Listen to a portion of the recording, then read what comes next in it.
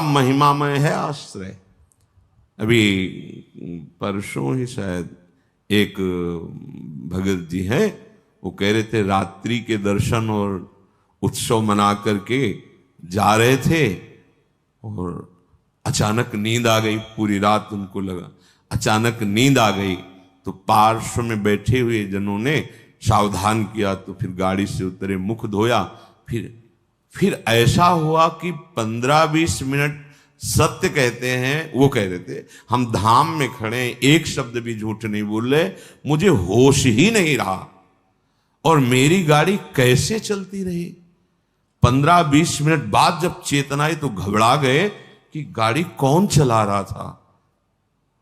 और जहां बहुत सी गाड़ियां आ जा रही, उनका निश्चित प्रभु मेरी गाड़ी बैठकर चला रहे थे। मैं एक शब्द भी झूठ नहीं बोल रहा, कोई बड़ाई की बात नहीं कर रहा। ये मेरा हृदय, कोई माने ना मान, वो कह रहे थे मेरा हृदय देख रहा था, मेरे प्रभु चला रहे हैं। उत्सव करके रात्रि का दर्शन पूरा और फिर गए तो अचानक एकदम ऐसी नींद की स्थिति। अच्छा, दिन की दिनचर्या अपनी गृहस्थों की होती है और रात में पूरा यहां जगे, तो फिर सर्वतो भावेन आप प्रभु के प्रति समर्पित है।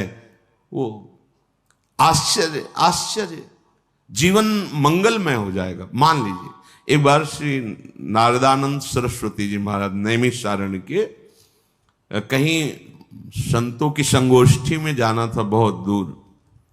बहुत विद्वान वेदांतदर्शी ब्रह्मबोध संपन्न महापुरुष थे नारदानंद सरस्वती जी महाराज। रास्ते में गाड़ी खराब हो गई, जहां कई किलोमीटरों तक कोई नगर नहीं, कोई। अब वहां संतों की सभा में पहुंचना था, कैसे? तो दंडी सन्यासी थे, तो उनका देखो ये बात किसी से कहना नहीं, ऐसे रखा दंड नारायण को और कहा स्टार्ट करो। स्टार्ट हो गई गाड़ी। जब लक्ष्य में पहुंची दंड नारायण को हटा लिया। कोई दुर्लभ नहीं है। अनंत ब्रह्मांडों को जो अपने संकल्प से चला रहे हैं, वो एक हमारे जीवन के रक्षक हो, ये कोई आश्चर्य की बात नहीं है। शरणागत के लिए कोई आश्चर्य नहीं है। वो देहातीत स्थिति एक क्षण में प्रदान कर सकते हैं, हमें कल्पों लग सकते हैं। इसीलिए यहां कहा नमो नित्यम वृंदावन तरुलताभ्या करुणया।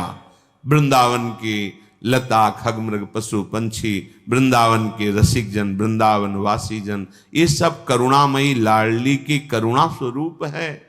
ये हम पर दया करें। किरंतिभ्या, इनकी कीर्ति का गान करें, इनके दर्शन करें, स्पर्श करें, इनकी बातें सुने और स्मरण करें तो विभांतिभ्या पावे प्रकृति रस सारात्म महसा।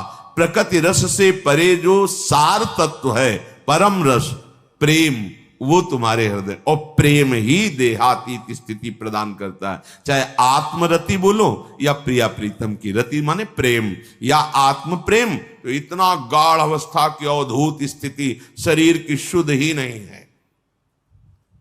प्रेम प्रियालाल के प्रकट रूप में इतना प्रेम, शरीर शुद्ध ही नहीं है। शरीर शुद्ध छूटना कोई कठिन बात नहीं है।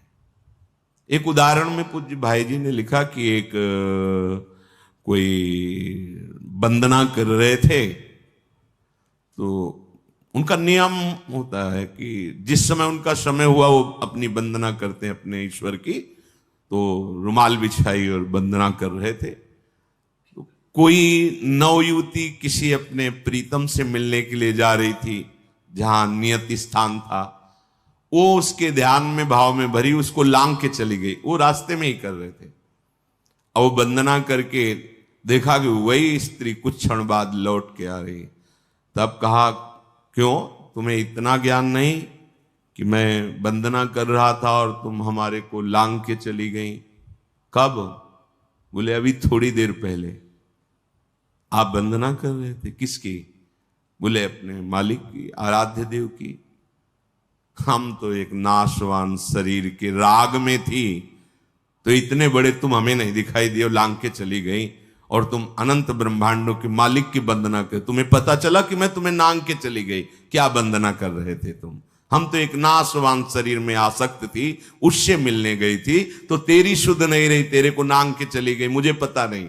लेकिन तू परम आराध्य देव की, परम प्रभु की आराधना कर रहा, तुझे पता चला, मैं नांग के चली। कहां तेरी एकाग्रता थी, कहां तेरे को प्रेम है?